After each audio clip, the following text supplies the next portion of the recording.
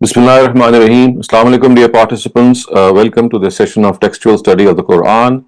We are studying Surah Araf, and hopefully today we'll be finishing it off as well. We are starting from verse 184. As you all know, that this is a very common blame that they would cast on the Prophet, and the Quraysh would often say that the Prophet is afflicted with madness, and at the same time they would say that he has been uh, inspired through the jinn and evil spirits. So the coming up verses, they actually negate this view and strongly de-emphasize it. So it says, أَوَلَمْ يَتَفَكَّرُوا مَا بِصَاحِبِهِمْ مِنْ جِنَّةٍ إِنْ هُوَ إِلَّا نَذِيرٌ مُبِينٌ أَوَلَمْ يَنْظُرُوا فِي مَلَكُوتِ السَّمَاوَاتِ وَالْأَرْضِ وَمَا خَلَقَ اللَّهُ مِنْ شَيْءٍ وَأَنْ عَسَىٰ أَنْ يَكُونَ قَدِ اقْتَرَبَ أَجَلُهُمْ فَبِأَيِّ حَدِيثٍ بَعْدَهُ يُؤْمِنُونَ. Have they not reflected that their companion is not inflicted with any lunacy? He is only an open warner. So this is actually the blame that would cast on the Prophet. It was something that they would use to disparage him, and seeing his tremendous zeal to warn his people about the punishment that essentially and necessarily visits the people who deny their messenger, the Quraysh leaders, in order to reduce his influence on people and make their own influence stronger in their hearts, they would say that even though this person seems all right, yet he seems to be a fanatic with regard to punishment and the hereafter. And the verse actually refutes this childish assurance of the Quraysh, and for this very reason, the word companion has been used for the Prophet. So he's been called as their companion. The Arabic words, the word is sahib, someone who is known to them, like a friend to them. And this word is used to direct the attention actually of the Quraysh that this prophet of God is not a stranger to them. In fact, he is their everyday companion. They have seen him. They have seen him spend his life amongst them. His childhood, adult age was spent within them. And they have seen and tested him in every period and every stage of his life. And they were the ones who called him Sadiq and Amin. So why then they do not reflect that how can this person who was the best among them in uprightness and kindness and veracity and selflessness and wisdom, could he have certainly gone mad or crazy or inflicted with lunacy? So how come they make this terribly bad judgment? Have they not observed the kingdom of the heavens and the earth and all the things created by God, so that it may have become evident to them that God has not created all this without a purpose? And have they not thought that the time period may well have drawn near? So if this period expires, then in what world or in what word will they profess faith in? So once again, they are being ticked off. They are being told that if they look at the heaven and the earth and all around them, they will see the signs of God. And these signs of God tell them that they have been created with a purpose. And they might not think, but the fact is that have they not thought that their time period may well have drawn near? And the implication is that had they reflected on God's signs found in this universe, they would have definitely reached the conclusion that neither does it have a purposeless existence so that it may continue without any reward and punishment, and no judgment day comes for the oppressive and the unjust and the rebellious, and justice, and of course, nor does the knowing and wise God who has given human beings the awareness of good and evil will become devoid of this awareness himself and leave this world to continue like this. So this could not have happened. This world is a place in which it's a meaningful place. It is a place which has been made and built with a very special design. So it is said with sorrow and yearning that if they had reflected on these aspects, it would have become evident to them that it may well be that the fate about which the messenger is warning them is at hand, and the verdict of God is about to be passed for them. So this is like a testimony of this world in corroboration to the Prophet. Whatever he is doing should not be regarded by people to be madness. In fact, they should mourn their own thick-headedness and their own naivety. So the Quran is trying to make them realize that what they are doing is absolutely against common sense, intellect, and in fact it is utter foolishness on their part. مَن يُضْلِلِ اللَّهُ فَلَا هَادِيَ لَهُ وَيَذَرُهُمْ فِي طُغْيَانِهِمْ يَعْمَهُونَ. In reality, none can guide those whom God leads astray according to His law. He leaves them to wander in their rebelliousness. So, this is again something that we know, that the Almighty, as a punishment to those who do not in any case or at any instance value the judgment, value the conscience that they are given, value the guidance that they are given in their at their birth. It's something which is innately found in amongst them. So such people, about them, it is said that they are led astray by God as a punishment. So it's not that they are born astray; they are led astray as a result of their own wrong attitude. وَيَذْرُهُمْ فِي طُغْيَانِهِمْ يَعْمَهُونَ. He leaves them to wander in their rebelliousness as a punishment. يَسْأَلُونَكَ عَنِ السَّاعَةِ أَيَّانَ مُرْسَاهَا قُلْ إِنَّمَا عِلْمُهَا عِنْدَ رَبِّي لَا يُجَلِّيهَا لِوَقْتِهَا إِلَّا هُوَ ثَقُلَتْ فِي السَّمَاوَاتِ وَالْأَرْضِ لَا تَأْتِكُمْ إِلَّا بَغْتَةً يَسْأَلُونَكَ كَأَنَّكَ حَفِيٌّ عَنْهَا قُلْ إِنَّمَا عِلْمُهَا عِنْدَ اللَّهِ وَلَكِنَّ أَكْثَرَ النَّاسِ لَا يَعْلَمُونَ.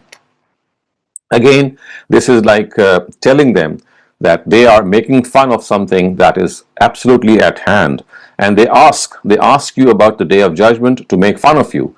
When at last will it land? When at last will it land? So there is this sarcasm hidden in these words, and the Prophet is asked to reply, say, its knowledge rests with God alone, with my Lord alone. Only He will bear it at its appointed time. The heavens and the earth are burdened with it. It will come upon you suddenly. They ask you about it as if you are researching into it. Say, its knowledge rests with God alone. But the majority of people do not know this fact. So, in order to make the Prophet go back on his words, or in order to hurt him and to make him realize that he's saying something which has no place in the world of reason and rationality, the bombardment that they would do on the Prophet is that, well, if you think that the punishment is at hand, and why is it not coming? Where is it? And they would try to hasten that punishment. And they are being told that, well, as far as this punishment is concerned, it is something that is only in God's knowledge. The Prophet is not one to bring about that punishment. His responsibility is to warn people that it can arrive anytime. So the heavens and the earth, they are burdened with it. So the metaphor that you can see is basically that, as if a pregnant woman can give birth anytime, but we don't know which time. But the fact is that it is certain that she will give birth in a very similar way. The heavens and the earth are burdened with its arrival, which means that the signs of its arrival are there.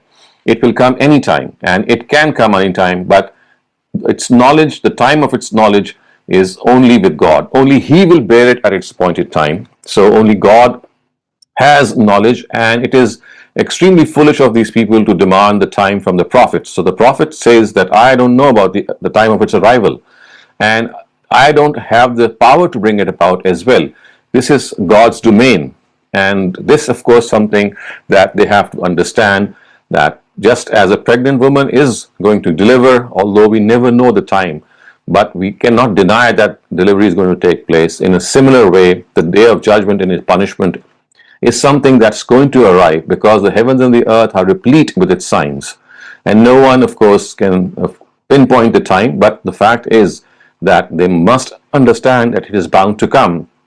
And if it is left to them, of course, they will still not understand that these signs are meant to shake and jolt them. They are meant to make them realize, before that actual punishment comes, that if they are wanting to do something in favor of it, then they have the time. And then, of course, as the Quran, as the verse says, that they ask you about it as if you are researching into it. So, in spite of the fact that the person who is blessed with knowledge and intellect from God can never go after something which is beyond the limits of his knowledge and research. So that is how. And it is befitting that he does not adopt this attitude, because what can be more foolish than a person, instead of focusing his attention on things he can know, he diverts them, or his attention, to seeking those he can neither know nor are they his business to know.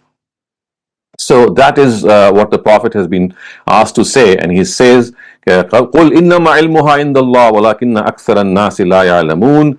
Say its knowledge rests with God alone, but the majority of people do not know this fact.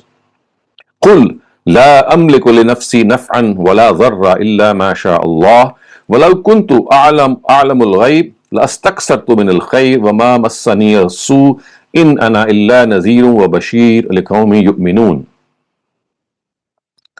Say, do not demand from me what is in my knowledge and power of God. What is in the knowledge of what is in the knowledge and power of God? I do not have any authority to bring to benefit or harm even my own self except what God intends. Had I been aware of all the unseen, I would have gathered a great amount of good, and no harm would have ever come to me. In reality, I am only a warner and a deliverer of glad tidings for those who want to accept faith. So this is the responsibility which the Prophet has said time and again, that he is just a warner. He is not someone who has the power to bring it about. And then of course he has said that I would have gathered a great amount of good if I had known it is to happen. So the implication is that the Prophet would have gathered all the treasures of knowledge and good deeds, yet they know that harm can come his way and he can tread the path of goodness to the extent he has been divinely guided. So the desire of gathering as much good as possible, which is mentioned in these words, "Lastaksartu min al-khair," is in accordance with the capacity and desire of a prophet. Such is the lofty status of a prophet with respect to his courage and desire, that he does not want to leave out any good that he can gather. Yet he too is aware of good to the extent he has been divinely guided. If he is made aware of all the unknown, which is ghaib, it is quite obvious that he will try his best to get hold of as much good as possible. However, outside the sphere of divine guidance, he too has to rely on his discretion and depend on his intellect, in which both options of success and failure are present. So even the Prophet himself has said this as a scheme of helplessness, that he himself does not know when it's going to happen. Had exactly known when this would have happened, he would have gone even further to gather goodness from this world, because of course then the time would be known. So وَمَا مَسَّنِيَ السُّوءُ, and no harm would have ever come to me. I mean, if he had known the future, this would have been something very, very obvious. And then of course he states his actual position, in ana illa nazirun wa bashir liqaumin yu'minun. I am only a warner and a deliverer of glad tidings for those who want to accept faith. So this is the situation, that this is the position of the Prophet, and he wants to make other people understand that he just cannot go beyond warning and giving glad tidings to people. هو الذي خلقكم من نفس واحدة وجعل منها زوجها ليسكن إليها فلما تغشاها حملت حملا خفيفا فمرت به فلما أثقلت دعوا الله ربهما لئن آتيتنا صالحا لنكونن من الشاكرين. It is God alone who has made you from a single soul and created its pair from its very species, so that it may receive comfort from it. Then many a time it happened that when the man covered the woman, a slight burden remained in her. So she kept moving about with it. When she became more burdened, both the man and the woman prayed to God, their Lord, Lord, if you grant us a healthy child, we shall certainly remain among those grateful to you. So the implication is that none other than God could have done this, that he create two independent beings and produce such harmony and consonance between them that both becomes a comfort for one another, and of course assurance as well. So the words are liyaskuna ilayha, so that you receive comfort from one another. So this is a clear evidence of the fact that it is through the intention of a single all-knowing and all-wise being that has created the two beings for a pre-planned project envisaged by him. He has developed and nurtured them in a way that both become soul and body for one another. And the words single soul of the verse actually refers to Adam, and we know that this is precisely what is meant here. So this is something that they have to understand, that when this is going to be given to them as a prize, when a man and a woman come together in the holy union of marriage and nikah, it is this that they produce, the child that they produce. And when the child is about to be produced, they pray to God that God give us someone which is healthy. And of course, healthy is here used in all forms of its connotation. It's not just physically healthy, but spiritually and mentally healthy as well. We shall certainly remain among those grateful to you. So this is like a supplication that they make at that time, that God, please grant us a healthy child, which is healthy in all respects. فَلَمَّا أَتَاهُمَا صَالِحًا جَعَلَ لَهُ شُرَكَاءَ فِيمَا آتَاهُمَا فَتَعَالَى اللَّهُ عَمَّا يُشْرِكُونَ. Now this is the result. But when God gave them healthy children, they started to associate others in what they had been blessed with. So in reality, exalted is God from the things they associate. So they prayed to God to grant them a healthy offspring. But the thing is that when God did fulfill their desire, they started to associate partners with Him. And as you can clearly see, that they went against their word. So whatever be the nature of polytheism, it totally negates the attributes of perfection of the Almighty. And thus it is stated that God is beyond all such ascriptions and associations, and nothing of this sort can be attributed to Him. And that is why it is said, فَتَعَالَى اللَّهُ عَمَّا يُشْرِكُونَ. Exalted is God from the things that they associate, because of the fact that shirk or polytheism has absolutely no basis. وَلَا يَسْتَطِيعُونَ لَهُمْ نَصْرًا وَلَا أَنفُسَهُمْ يَنْصُرُونَ وَإِن تَدْعُوهُمْ إِلَى الْهُدَى لَا يَتَّبِعُوكُمْ سَوَاءٌ عَلَيْكُمْ أَدَعَوْتُهُمْ أَمْ أَنْتُمْ صَامِتُونَ. Do they associate those who do not create anything? In fact, are created themselves? They can neither help them nor their own selves. And if you call them to guidance, or if you call them for guidance, they will not come after you. Whether you call them or remain silent, it is the same for you. So in these few verses, the Quran has drawn a description of a very graphic portrayal of the helplessness of the deities that they would worship. So they have been created themselves. And if you call them for help, they cannot come and help anyone. In fact, they cannot even help their own selves. And if you call them for guidance, they will not come after you. So how can people worship individuals or deities who are so helpless? They cannot defend themselves, and at the same time they cannot provide guidance. So what kind of a deity do they think they are worshipping? Sawa'un alaykum ad'awtuhum am antum samitun. Whether you call them or remain silent, it is the same for you. Again, whether you call them or you don't call them, this is a comment on the beings whom the idolaters associated, and such is their helplessness and meaninglessness that the Quran has tried to make them realize this.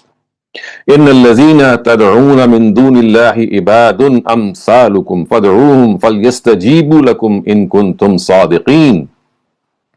Whomsoever you call besides God are people like you, so call them. They should reply to you if you are truthful. Have you not ever reflected? Have you ever not reflected? So again, this is the same sort of challenge, of course, that we have found earlier in the Quran, specifically in Surah Baqarah, when it is said that, well, call all your friends and witnesses, if you are truthful, that yes, you can do something. So the implication is that until now, you accorded your alleged deities whatever status you desired, and also asked others to accept this status. Now the Prophet and the Quran has challenged the divinity of all these deities. Now is the time that they come to your help and rescue and get hold of you as well as themselves. And if they are able to save their divinity, it will surely show that they are truthful.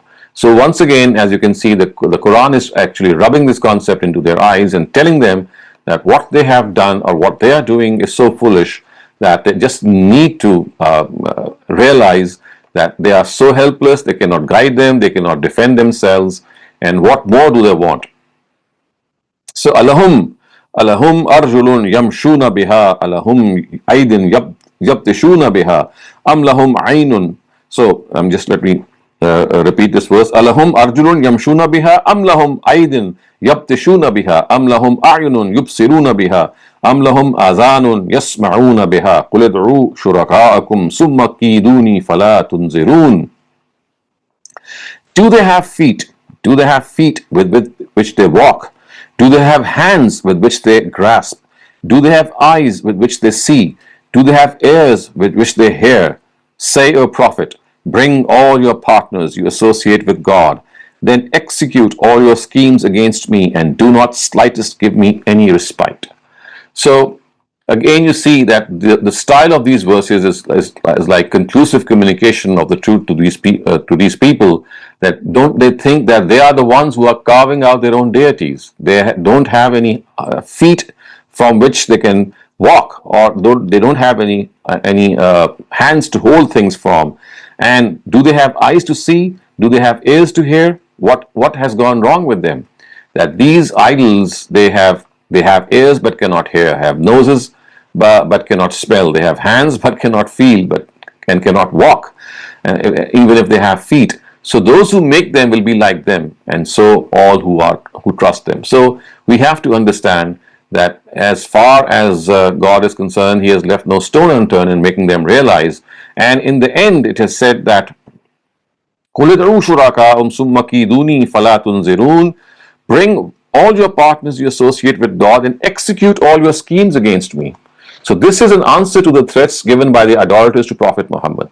They would say that he regards their deities to be evil and is spoiling the beliefs of people in them. So he should remember that one day he will face their wrath and will not be able to escape. So that is how they have been put to shame. وَالَّذِينَ إِنَّ وَلِيَّ اللَّهُ الَّذِي نَزَّلَ الْكِتَابَ وَهُوَ يَتَوَلَّى الصَّالِحِينَ. My guardian is God, who has revealed this book in a very thorough manner, and He is the guardian of the righteous. وَالَّذِينَ تَدْعُونَ مِن دُونِهِ لَا يَسْتَطِيعُونَ نَصْرَكُمْ وَلَا أَنفُسَهُمْ يَنْصُرُونَ. On the contrary, those whom you call besides God cannot help you, nor can they help their own selves. Again, this is something that is clearly evident to people, that they cannot help themselves. How can they help them? So therefore, this is something that they must understand.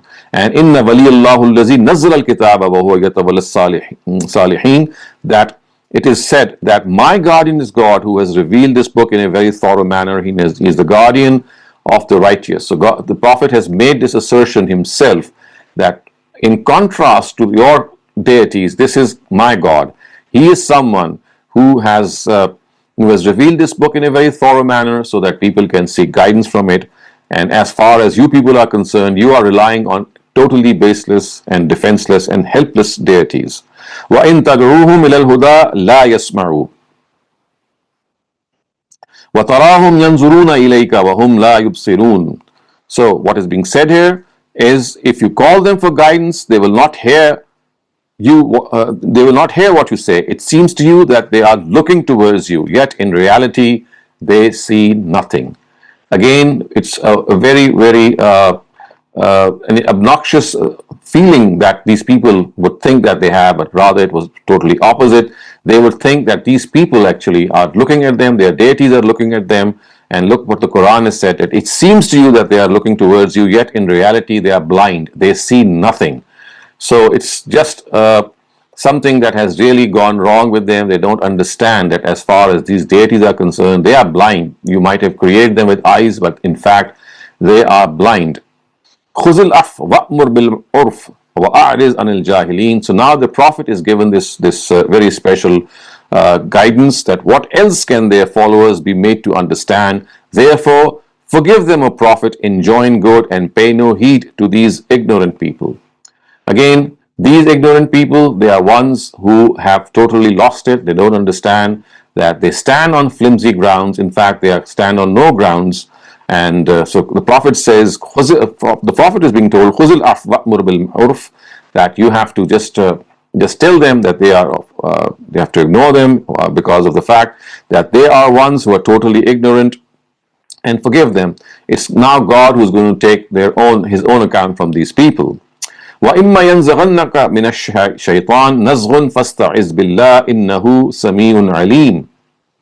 In spite of this, if you feel any temptation from Satan, seek refuge with God, because He knows and hears all. So this is again something that is said in these verses in a very emphatic way, that yes, Satan is someone who can cause these incursions, he can cause these blemishes, and they have to understand, that the Prophet specifically, that if he feels at any such thing, all that he needs to do is فَاسْتَعِذْ بِاللَّهِ, seek refuge with God, because He knows and He hears all. إِنَّ الَّذِينَ اتَّقَوْا إِذَا مَسَّهُمْ طَائِفٌ مِّنَ الشَّيْطَانِ تَذَكَّرُوا فَإِذَا هُمْ مُبْصِرُونَ وَإِخْوَانُهُمْ يَمُدُّونَهُمْ فِي الْغَيِّ ثُمَّ لَا يُقْصِرُونَ. Bear in mind that those who are God-fearing, when they are tempted by Satan in any way, they immediately turn their attention to their Lord, and their hearts light up at once. On the contrary, the brothers among devils of these ignorant keep pulling them into error. Then they do not relent in this in any way.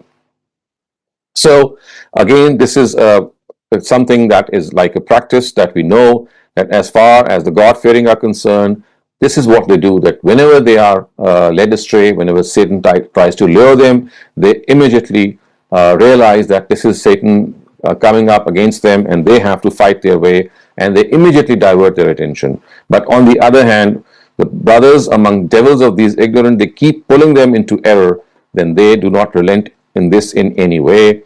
So this is something that they have to realize, that as far as their own efforts are concerned, it's merely through their efforts and the blessing of God that they can evade the calls of Satan. And وَإِخْوَانُهُمْ يَمُدُّونَهُمْ فِي الْغَيِّ, and the brothers of these ignorant people, they keep pulling them into error, then they do not relent. ثُمَّ لَا يُقْصِرُونَ, in any way they try their best. وَإِذَا لَمْ تَأْتِهِمْ بِآيَةٍ قَالُوا لَوْلَا اجْتَبَيْتَهَا قُلْ إِنَّمَا أَتَّبِعُ مَا يُوحَى إِلَيَّ مِنْ رَبِّي هَذَا بَصَائِرٌ مِنْ رَبِّكُمْ وَهُدًى وَرَحْمَةٌ لِقَوْمٍ يُؤْمِنُونَ وَإِذَا قُرِئَ الْقُرْآنُ فَاسْتَمِعُوا لَهُ وَأَنصِتُوا لَعَلَّكُمْ تُرْحَمُونَ. When at their demand you do not present a sign to them, they say, why did you not fabricate a sign for your own self, for yourself? Say, I only follow what is revealed to me by my God. They are eye-opening revelations from your Lord for those people, and are guidance and mercy for those who want to believe. Therefore, when this Qur'an is recited to you, listen attentively to it and remain silent, so that you may be shown mercy. So again, when you do not present a sign that at their behest that they would like to see, the Prophet replies very clearly to them that I am not one who is going to bring any sign. It's not my duty. It's not my authority or my jurisdiction. This is something which is God's domain. Whenever He'll give the sign, He will give it to me, and I'll present it before you. But as far as you are concerned, you have to look at the book. This is something that is given to you as God's mercy. It is guidance with respect to the beginning and mercy with respect to the consequences. So instead of demanding a sign, instead of demanding a sign of punishment, what they should do is seek this sign in the book of God, because that book is meant to guide them in this respect. And when the Quran is recited to you, you must listen to it carefully, because they would try to create a lot of noise and commotion when the Quran would be recited. So they are being told, when this Quran is recited to you, listen attentively to it and remain silent, so that you may be shown mercy. So as far as these people are concerned, this commotion that they would cause and this noise that they would make, they would not understand that this is going to go against them. These verses of the Quran, they tell them that, well, if you listen to the Quran, if you reflect on the Quran, and if you seek guidance from it, then this is the thing that you need to do, instead of demanding a sign of the punishment. وَاذْكُرْ رَبَّكَ فِي نَفْسِكَ تَضَرُّعًا وَخِيفًا وَدُونَ الْجَهْرِ مِنَ الْقَوْلِ بِالْغُدُوِّ وَالْآصَالِ وَلَا تَكُن مِنَ الْغَافِلِينَ إِنَّ الَّذِينَ عِندَ رَبِّكَ لَا يَسْتَكْبِرُونَ عَنْ عِبَادَتِهِ وَيُسَبِّحُونَهُ وَلَهُ يَسْجُدُونَ. So these are the closing verses of the surah, and they are very, very powerful and poignant in their sense that they convey that remember your Lord morning and evening, O Prophet, in your heart with humility and with fear, and in a low voice, and do not be among those who are in error. In reality, the angels who are in the presence of your Lord never show disdain in worshipping Him. They glorify Him and remain in prostration. So the words that you can clearly see is that you glorify God with humility, with fear, and in a low voice. So in these closing verses, you can see that the Prophet is directed to keep God in permanent remembrance. And the manner in which this should be achieved is that this should not be done with pride and vanity, but as you can see, the words are with tadarru, with humility and with fear and with meekness. The voice should be in a low tone, so that the heart is able to concentrate as well. This remembrance is essential for the life of the soul, just as breathing is essential for the life of our body. It is this remembrance which protects a person from the onslaughts of Satan and makes him persevere in calling people to the truth. So most surahs of the Quran end on this exhortation and urging the Prophet, because this is the guiding light in the cause of preaching and calling people to the truth, to glorify God, to connect to Him, to remain attached to Him. The purpose is that those who want to awaken people from their slumber do not doze off themselves and should not doze off themselves, and they should not end up in the forgetfulness they want people to not enter. So they should be paragons of this excellence that they are calling people to. And of course, as the words say, they glorify Him and remain in prostration before Him. So this is in reference to the angels. إِنَّ الَّذِينَ عِنْدَ رَبِّكَ لَا يَسْتَكْبِرُونَ عَنْ عِبَادَتِهِ وَيُسَبِّحُونَهُ وَلَهُ يَسْجُدُونَ. In reality, the angels who are in the presence of your Lord never show disdain in worshipping Him. They glorify Him and remain in prostration before Him. Now, what is implied here is that this is the faction of those who keep God in remembrance. They dwell on earth but belong to the holy gathering of the angels who never forsake worshipping God. From the depth of their hearts, they admit that their Creator is flawless and perfect and is devoid of all types of shortcomings, and hence they glorify Him for this. They extol Him. He has no partner, He has no parallel, He has no peer, He is unique. They acknowledge and proclaim this fact forever with their tongues and also prostrate before Him alone. And you can see, viewers, that this is actually a sarcastic comment on the idolaters too, who would associate partners with God, partners who themselves would prostrate before God and praise and extol Him. So we know this, that these Quraysh, the idolaters, they would regard the angels to be the daughters of God. About these angels, who they would regard to be the favorites and the daughters of God and partners to Him, it is said that they are ones who do not show any disdain in worshipping Him. They are ones who glorify God. So what to speak of being His partners? They are ones who glorify God, and they in fact prostrate before Him. So this brings us to an end to the 7th surah of the Quran, which is the 2nd surah of the 2nd chapter, Surah Araf. And inshallah, in our future sessions, we'll be beginning with the remaining surahs of this chapter, specifically Surah Anfal and Surah Tawbah. And as you would recall, something very important, that the 2nd chapter of the Quran is also a chapter in which the climax of the Quran takes place, which is in the 9th surah or the last surah of this chapter, which is Surah Tawbah or Surah Bara, because in that surah the worldly judgment of the adversaries of the Prophet is pronounced, and slowly you can see the build-up is going towards them. In the first two surahs, which are Araf and Anam, the two that we have studied, these are both Meccan surahs, and you can see how the Quraysh have been addressed. And now in the Medinan surahs, which begin with the next surah, which is Surah Anfal, which inshallah we'll be studying after Ramadan, because in Ramadan we will have a separate series for the Quran. We would not have these regular textual study of the Quran sessions. So inshallah we will begin with Surah Anfal after Eid. But for the moment, you have time to raise questions that might have arisen during the course of the study of these verses. Assalamu alaikum everyone. Assalamu alaikum Dr. Saleem. I do have a question. Imran, you want to unmute your mic and ask your question? Assalamu alaikum, Dr. Saleem. Thank you very much for a beautiful explanation. So, if you could clarify, you might have said that in the beginning of the surah, the people of the Araf, what different people and their views are about them, and then today, the ayah about when the Quran is recited, just stay quiet and listen. And I know the last one about the sajda, someone also has that in the chat. If you had mentioned you don't have to be in wudu to listen to the Quran or recite, but then what do we do with the sajda that comes during recitation? See, we have to understand that the Prophet would have a living relationship with the Quran. So whenever he would be reading verses that talk about hell, he would ask for God's forgiveness. Whenever he would be reading verses about heaven, he would praise and show gratitude to Him. Whenever he would read verses that depict that the heavens and the earth, they are prostrating before God, so he would himself prostrate. So this is a living relationship of the Prophet that is depicted in the Quran, and it's not something that you should be measuring through whether it's optional or whether it's an obligation or not. It's just something that makes your connectivity with the Quran apparent. So when you are reading verses, you are responding to them. So the Prophet would respond to them by seeking forgiveness. Whenever there would be a verse of hellfire, he would seek God's protection when such verses would be read out. Similarly, at times he would say, Bala ana zalika min ash-shahideen, that I bear witness to this, when he would be bearing witness to certain facts. So you see, this is like a depiction of the Prophet's response. So the 14 sajda that you have in the Quran, more or less, some say 12, some say 14. Basically, these are verses in the Quran in which the verse content itself is saying that the heavens and the earth, they prostrate, or whatever is in the heavens and the earth prostrates before God. So the Prophet would think, well, if everything in the heavens and the earth is prostrating, then I should also prostrate before God. So this is how we would respond.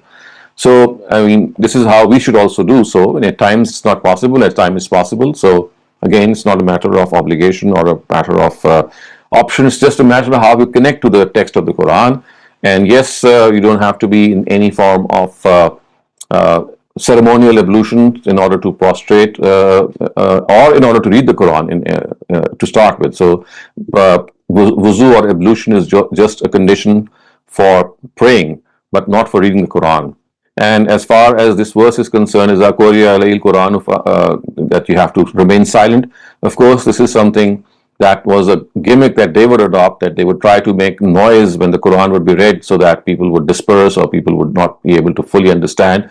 And they are being told that, well, if it's in your own benefit, that if you listen to the Quran, you'll be shown mercy too, because it's meant for your guidance, it's meant for you. And if you're not going to pay attention and not focus, and in fact make a noise and commotion, then you are the ones who are going to lose whatever guidance that verses are presenting. Did I answer all your questions? Yeah, about the people of the Arab. Thank you for the other explanation. Yes, so the people of the Arab, so you see that we have discussed way back, and the people of the Arab are the ones who would be standing on the wall that would separate the hell and heaven. And they would actually be witnessing the conversations, and they would be seeing that how these people who were promised hell, they have actually landed up in hell, and others they would see in heaven, and they would see that yes, these are people who were promised heaven if they would be following certain directives, and they have seen that their promise has been fulfilled. And these people who would be standing on Araf, or the turrets of that wall, would themselves be ones who would be actually ultimately be entering heaven. So they are just like, I mean, because of the fact that they are extraordinary people, so before entering heaven or before being admitted to heaven, they are the ones who are made to stand on the wall, on the turrets of the wall that separates hell and heaven, and made to watch the fate of both types of people. So they are not necessarily better than the people in the heavens. They are in the middle on their ways. There's a little pause there. Is that what it is, or that's it? I mean, these are not elevated. You see, the word that is used in the Quran is rijalun, and the way it is used, it means that these are certain outstanding and extraordinary personalities.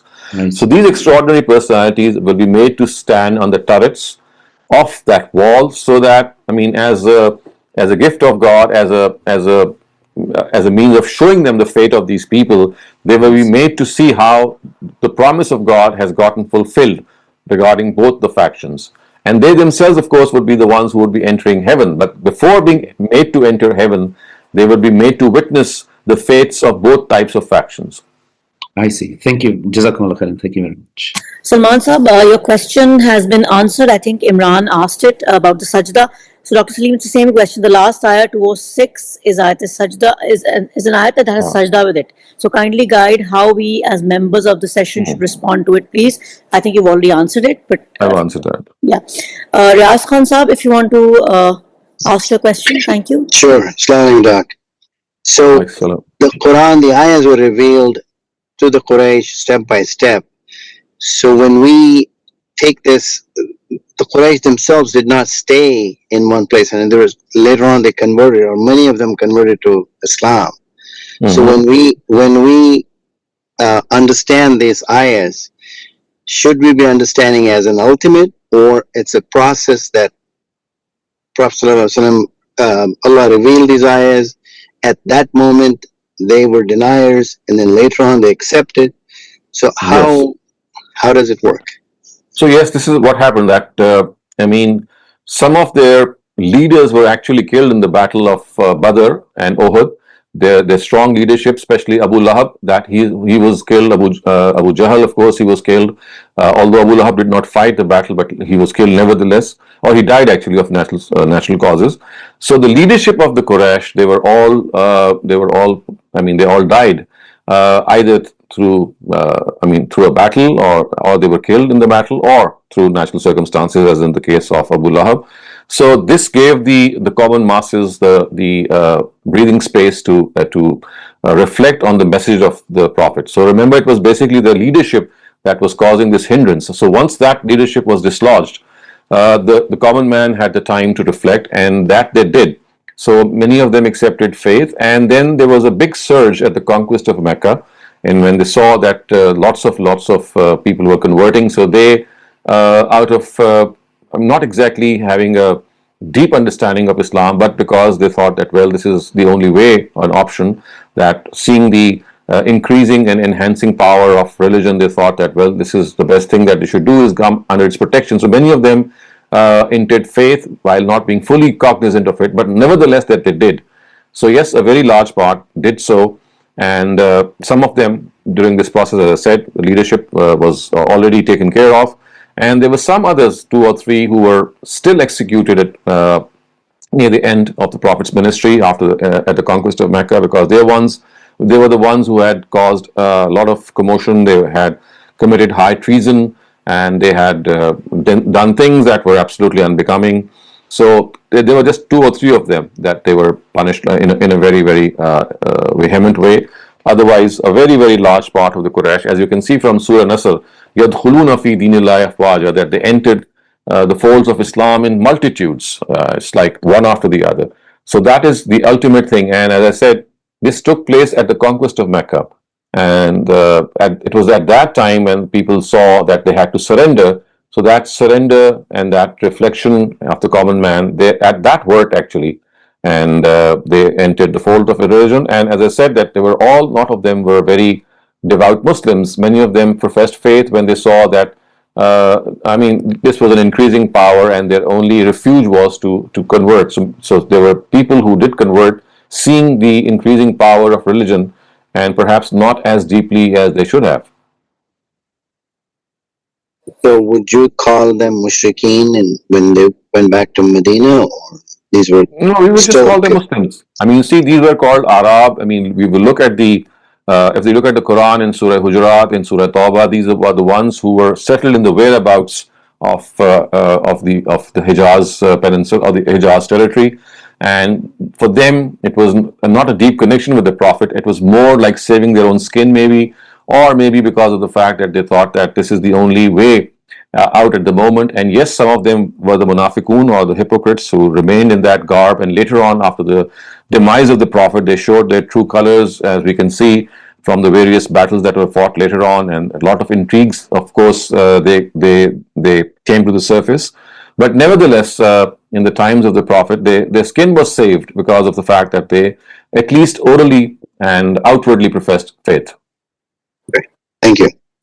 Thank you, Dr. Saleem. I do not have any raised hands right now. If anybody has any questions, I can take it right now. Otherwise, we will be moving to the idiomatic translation. Dr. Saleem, I don't see any hands, so I think we can move to the translation. Okay, so just let me go through this literal and idiomatic translation with this request that please do make the best out of this, because it is being done for you to note down the vocabulary of the Quran and the structure.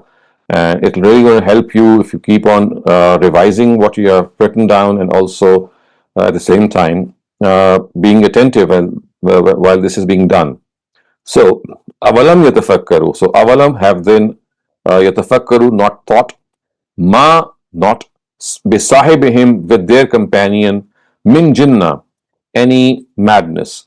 So, have they not thought that their companion, their associate, does not have any madness, or does not have any lunacy? In huwa illa nazir mubin. In, not, huwa, he, illa, except, nazir, warner, mubin, open. So not except he, open warner. So idiomatically it would mean he is only an open warner. Avalam yanzuru, do they not see? Fi, in, malakut, the kingdom, as-samawat, of the heavens, wa, and ard, of the earth. So do they not see in the kingdom of the heavens and the earth? Wa, and ma, that, خلق Allah, what God has created, min shay, of anything. So have they not seen the kingdom of the heaven and the earth and what has been created by God? So the purpose is that this has been created with a purpose. I mean, the manner in which this is being expressed is that have they not wondered that everything that God has created between the heavens and the earth is created with a purpose. And وَمَا خَلَقَ اللَّهُ مِنْ شَيْءٍ, and He has not created, and God has not created anything, which of course is the fact. Have they not thought that God has not created all this without a purpose? وَمَا خَلَقَ اللَّهُ مِنْ شَيْءٍ, and not has God created anything. Wa, and an, that, asa, soon, an, that, yakun, becomes, qad, indeed, iqtaraba, drawing near, ajuluhum, their fate or their time. So have they not thought that their time may well have drawn near? Qad iqtaraba ajaluhum, the time would have drawn near. Fa, therefore, bi'ayyi, with which, hadithin, guidance or book, ba'dahu, after this, yu'minun, will they profess faith. So in which book or on which conversation or in which things that are spoken will they profess faith, ba'dahu, after this? And yu'minun, of course, is to profess faith. Man, he, yudlilillahu, he whom God leads astray. Man, he, yudlilillahu, leads astray God. Fa, therefore, la, not, hadiya, guide, lahu, for him. So he whom God leads astray, there is no guide for him. Wa, and yazaruhum, he leaves them, fi, in, tughyanihim, their rebelliousness, ya'mahun, so that they can just wander about. So he leaves them in their rebelliousness so that they can just wander about. Yas'alunaka, they ask you, anis-sa'a, about the hour, about, asa, the hour. Hour, of course, refers to the hour of judgment. Ayyana, when, mursaha, will it come to port? Mursaha, of course, referring to the fact that when will the ship come to port? That is where this word is normally used, as if the day of judgment is being regarded as ship, and they are asking that when will it come to port? When will it set anchor? Ayyana mursaha, when will it come? Kul, tell them, innama, indeed, ilmuha, its knowledge, inda, with, Rabbi, my Lord. So tell them that its knowledge is with my Lord. La, not, yujalliha, liwaqtiha, la yujalliha liwaqtiha. It is only He who will bear it. It is only He who will make it apparent, liwaqtiha, at its time. Illa, except, huwa, it, saqulat, it burdens, fis samawat, in the heavens, wal ard, and the earth. So illa, huwa, saqulat would mean that except that the heavens and the earth, they are burdened by its weight. La, not, ta'tikum, it will come to you, illa, except, baghtatan, suddenly. It will not come to you except suddenly, or it will come to you suddenly.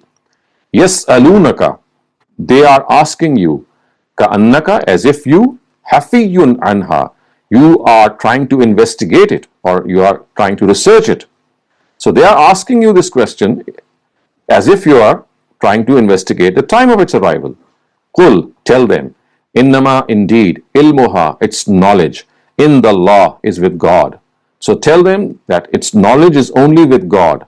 Walakinna, but, aksaran nasi, most people, la, not, ya'lamun, no, but most people do not know. Qul, say, la, not, amliku, I have power, linafsi, over myself, naf'an, to give benefit, wa, and, la, not, dharra, or harm, illa, except, masha Allah, what God wills. So what is meant here is that I do not have the power to benefit or harm, linafsi, my own self, except, illa, masha Allah, except what God wills. Wa, and, law, if, kunto, I, a'lamu, would have knowledge, al-ghaib, of the ghaib. So, if I had knowledge of the ghaib, la astaksartu, I would have gathered a lot, min al khair, of good. I would have gathered a lot of good. Wa, and ma, not. Massaniya, massani reaches me. Asu, any harm, and my any harm would not have reached me. In, not. Ana, I, illa, except. Nazir, warner. Wa, and. Bashir, giver of glad tidings. Liqaumin, for people. Yu'minun, who believe. So what is being said here? That I am only a Nazir and a Bashir. I am only a warner and someone who gives glad tidings. Liqaumi yu'minun, to people who would like to believe. Huwa allazi, huwa, he, of course referring to God. Allazi, who, khalakakum, created you. Min, from. Nafsin wahida, a single soul. Wa, and. Ja'ala, made. Minha, from it. Zawjaha, its spouse. Liyaskunas, ilayha, so that you can find sakoon or comfort, ilayha, towards it. Fa, therefore, lamma, when. Taghashaha, he enveloped her. Hamalat, carried. Hamlan, a burden. Khafifan, very light. Famarrat bihi, so she kept moving, bihi, with it. Falamma, for therefore when. Asqalat, she became more burdened, the weight became more. Da'awullaha, called God. Rabbuhuma, who was their Lord. La'in, if. Ataytana, you give us. Salihan, if you give us a healthy child. Lanakunanna, we will become. Minashakirin, among those who are grateful. So we will become among those who are grateful. Fa, therefore, lamma, when. Atahuma, gave both of them. Salihan, a healthy child. Ja'ala, both of them. Lahu, made him. Shuraka, partners. So when God gave both of them a healthy child, both of them started to make partners with him. Ja'ala, shuraka, lahu, made partners with him. Fima, in that. Atahuma, they had blessed him with. Fa, therefore, ta'ala Allah, great is God, or exalted is God. Amma, from that. Yushrikun, they associate with him. So God is far above what they associate with him. Yushrikuna, do they associate those people? Ma la yakhluqu shay'an, who do not create anything. Wa, and whom they themselves, yukhlaqun, are created. So do they associate those who do not create anything but are themselves created? Wa, and. La, not. Yastati'una, they have the power. Lahum, for them. Nasra, of help. So they do not have the power to help themselves. Wala anfusahum, neither to help them. Wala anfusahum, nor themselves. Yansurun, in help. So wala yastati'una, they do not have the power, they do not have the capacity. Lahum, for them, to help them or their own selves in the fact that they could help themselves. Wa, and. In, if. Tad'uhum, whether you call them. Ila, towards. Al-huda, to guidance. La, not. Yattabi'ukum, they will not come after you. So if you call them towards guidance, they will not come after you. Sawa'un, equal. Alaykum, upon you. Ada'utuhum, whether you call them. Or antum, you. Samitun, remain silent. So it is equal for them whether you call them or you remain silent. They are not going to respond. Inna allazina, inna, indeed. Allazina, those who. Tad'una, who call. Min dunillahi, besides God. What are they? Ibadun, they are people. Amthalukum, just like you. So those that they call besides God are just people like you. Fad'uhum, so call them. Fal yastajibu lakum, they should respond. Lakum, to you. In, if. Kuntum, you. Sadiqeen, are truthful. So these people are just people like you. And fad'uhum fal yastajibu lakum, so call them, and if they are really people who can come and respond to you, fal yastajibu lakum, they will come and respond to you. In kuntum sadiqeen, if you are truthful in your claim. Alahum, is for them. Arjulun, Arjulun means feet. Yamshuna, walk. Biha, with them. So do these people have feet with which they can walk? Or lahum, for them, aid, hands. Yapteshuna, they can get hold. Biha, through them. Or do they have hands from which they can hold? Of course, implying the fact that they can hold things. Or lahum, for them, ayunun. Ayunun means eyes. Yubsiruna, through which they can see. Biha. Or lahum, for them, azanun, ears. Yasma'una, hear. Biha, through them. Or do they have ears through which they can hear? Qul, tell them. Ud'u shuraka'akum. Ud'u, call or bring shuraka'akum, all your partners. Bring all your partners that you associate with God. Summa, then, kiduni, do all that you can to plan. Fala, fa, therefore, la, not, tunziruni, give me any reprieve. So, bring all your partners and then plan what you can and do not give me any reprieve or any respite. Inna, indeed, waliyallah, my friend. Waliyallah, indeed, my friend is God, or my guardian is God. Allazi, who, nazzala, revealed, al-kitab, the book. So my friend is God, or my guardian is God, who revealed the book. Wahuwa, and he is yatawalla. He is also the friend, as-salihin, of the righteous, and he is also the friend of the righteous. Wa, and allazina, those who tad'una, they call, min dunihi, besides him. So those whom they call besides him, besides God, la, not, yastati'una, they have the capacity, nasrakum, to help you. So those whom they call besides God, they do not have the capacity to help you. Wala anfusahum, neither they can help themselves. Yansurun, in any way that can be called as help. So they can neither help others nor they can help themselves. Wa, and, in, if, tad'uhum, you call them, ila, towards, al-huda, guidance, la, not, yasma'u, they will hear. So if you call them towards guidance, they will not hear.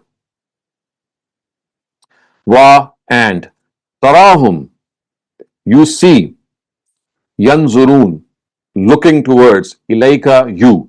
So you see them as if they are looking towards you. Wa, and, whom they, la, not, yubsirun, seeing.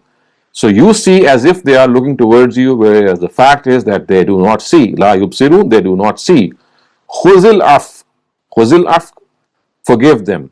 Wa'mur bil urf, and enjoin or command what is good. Wa, and, a'riz, ignore, anil jahilin, these ignorant. So the thing is that forgive these people and enjoin what is good and ignore these ignorant. Wa, and, imma, if, yanzaghannaka, touches you, minash shaitan, from Satan, nazghun, any incursion, fasta'iz billah, seek refuge with God. So if any incursion, if any temptation touches you from Satan, fasta'iz billah, seek God's refuge. Innahu, indeed he, Sami'un, hears, Alim, knowledgeable. So indeed he hears and is knowledgeable. Inna, indeed, allazina, those who, ittaqaw, those who are God fearing, those who are muttaqi, iza, when, massahum, touches them, ta'ifum minash shaitan, any associates of Satan. So those who are who are God fearing, who are basically God conscious people, when they are tempted by Satan in any way, massahum ta'ifum min shaitan, they are tempted by him in any way, what do? Tazakkaru, they are reminded. They immediately know that there is something wrong. They get reminded. Fa'iza hum mubsirun, and then immediately they start to see, which means that they had forgotten, and when they are reminded, they immediately get reminded and they move on. Wa, and, ikhwanuhum, their brothers, yamuddunahum, they leave them, fil ghayyi, fil ghayyi, in rebelliousness. Summa, then, la yuqsirun, they do not relent in any way. So again, this is what is being told to them, that these brothers from amongst their from Satan and his brothers, these devils, what do they do? Yamudduhum fil ghayyi, they leave them into rebelliousness or in error. Summa la yuqsirun, and then they do not in any way stop. Wa, and iza, when, lam ta'tihim, you do not bring bi'aya, any sign. So when you do not bring any sign to them, ta'tihim, bring to them bi'aya, a sign, qalu, they say, lawla, why not, ijtabaitaha, why did not he make it up from himself? Why didn't he not make it up from himself? Qul, tell them, innama, indeed, attabi'u, I follow, ma yuha ilayya, what is revealed to me. Ma, what? Yuha, revealed, ilayya, to me, min rabbi, from my Lord. So I follow what is revealed to me by my Lord. Haza basairum min rabbikum, these are basairun, these are very insightful, min rabbikum, from your Lord. So these are very insightful signs from your Lord. Wa, and hudan, guidance. Wa, and rahma, and mercy. Liqaumin, for people, yu'minun, who believe. So these are insightful signs from your Lord, and guidance and mercy for those who would like to believe. Wa, and iza, when, Quriyal Qur'an, recited out the Qur'an to you, fastami'u, intently hear, lahu, it. So whenever the Qur'an is recited to you, fastami'u lahu, intently listen to it. Wa, and ansitu, be quiet. La'allakum, so that you, turhamun, shown mercy. So when the Quran is recited to you, intently listen to it so that mercy can be shown to you. And now these closing verses in which the Prophet is befittingly asked to connect to God in a very, very specific way. Wazkur rabbaka, wa, and uzkur, remember, rabbaka, your Lord, fi nafsika, in your soul or in your heart. Tadarruan would mean with humility. Wa, and khifa, with fear. So remember your God in your heart, in your soul, in humility and in fear. Wa, and dun al-jahr. Dun al-jahr would mean in a voice that is of low tone, in a low tone voice, min al-qawl, of words. Bil ghuduv, in the morning. Wal asal, and in the evening. Morning and evening. Wa, and la, not, takun, become, min al-ghafilin, of those who have gone astray or who are in error. So remember God in your heart with humility and with fear and in a voice that is low, morning and evening, and do not be among the ghafils, do not be among the ignorant. Inna allazina, inna, indeed, allazina, those who, in the rabbika, with your Lord, la, they do not, yastakbiruna, they show aversion, an ibadatihi, in worshipping him. So this is the angels that are being referred to, that in allazina in the rabbaka, that those who are with your Lord, they do not show any aversion or any disdain in worshipping him. Wa, and yusabbihunahu, they glorify him. Wa, and lahu, towards him, yasjudun, they prostrate. So they glorify him and they prostrate before him. So this brings us to an end to this very grand surah of the Quran, Surah Araf. And now if you have any questions regarding the passage that we have studied, you have the time to raise them. If anybody has any questions, please raise your hands now so we can move on. Dr. Saleem, I have a question. I don't know if exactly it's related to the ayah or not, but now as we move towards Surah Tawbah, will we see the climax building up? Yes, because before that is Surah Anfal. So the Surah Anfal is the 8th surah. In that surah, you will see that climax building up.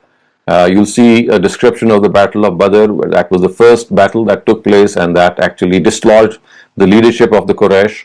And then you will see how gradually in Surah Tawbah, all the three denominations, the idolaters, the people of the book, and the hypocrites, all of them, they are taken to task. Okay. Okay, so I have a question. What is the plan for Ramadan? So in Ramadan, we have a special series which is For the US, it's in the mornings, and it's telecast from Pakistan live in the evening. So we're still working on that, and we'll let you know as soon as we finalize the details for that. I do not have any raised hands. If anybody has any questions, please ask. Raise your hands and ask in the chat, so I may put your questions forward regarding the passage, because then otherwise we'll open the forum for general questions. I think, Dr. Saleem, we have a shorter or smaller turnout today because of the match, so it's less people also. I don't have any questions or raised hands. Can I open the forum for general questions, Dr. Saleem? Yes, you may. Okay, if anybody has any general questions, please raise your hands and ask them now, otherwise we will end the session. This is valuable time for us. So, okay, so I'll ask Dr. Saleem, once we finish Surah Tawbah, will we see the kind of going down also? Will the temperature go down a little bit? So you see, we have to understand that the Quran is like a book in which chapter number 2 is the climax. So once you are at chapter number 2, it's like the climax from the ascending side, which is the side from which the people of the book basically are. The truth is divulged before them, and you can see the build up. But from the other side, from chapters number 7 to, if you go in the descending order towards chapter number 2, you will see that how the idolaters are basically taken to task. So this is the part from chapter number 1 and 2 in which you'll see that the people of the book are mostly discussed. Although yes, we know in chapter number 2, Surah 6 and 7, the people of the book being not being discussed, and the Quraysh also being discussed, but because that is the group, that is the climax. So otherwise we'll see 7, 6, 5, 4, 3, all these groups in which the surahs which are Meccan, they discuss the idolaters, and this is the portion that was mostly revealed in Mecca. Okay. Okay, I have a question in the chat. It's a general question. Are men allowed to wear gold? You see, we have to understand that it's not the gold that is of importance. That's just an application. The real directive that was given is that you must not wear things that become that are expensive and that become status symbols. So in his own times, because gold was an expensive and a very exorbitant item, and also a means of show off, so the Prophet prohibited for both men and women. He just allowed it for women so that because of their natural urge to embellish themselves, they are given this exception. Otherwise, it was prohibited for both men and women because it's a very expensive metal, and of course, it also becomes a means of show off. So now, in our own times and in all subsequent times, what we have to understand is that the real directive is not to overspend, and not to spend on things that become a means of show off. So if today gold is still a means of show off, or it is something that's still a very expensive metal, as is the case, I would say, then yes, that would hold.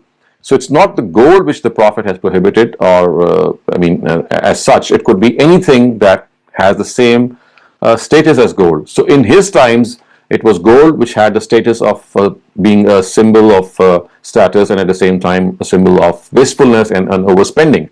So whatever has the status like gold in subsequent times will automatically have the same ruling. It's not just gold. Okay, then now I have another question.